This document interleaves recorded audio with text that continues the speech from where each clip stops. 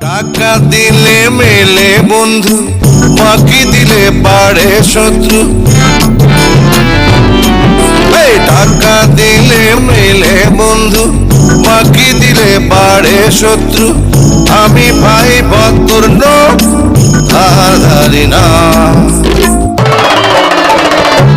বাকি চাহিয়া লজ্জা দিবেন না। রঙিন চশমা যদি নাই থাকে, ঘুইরা যদি নাই বেড়াস, তাহলে অত বড় একটা করই গাছ বাগান থেকে গেল কই? কেমনে গেল গপ যে বের কর যে আসল ঘটনাটা কি। তার মানে বাহারা মজা নেই।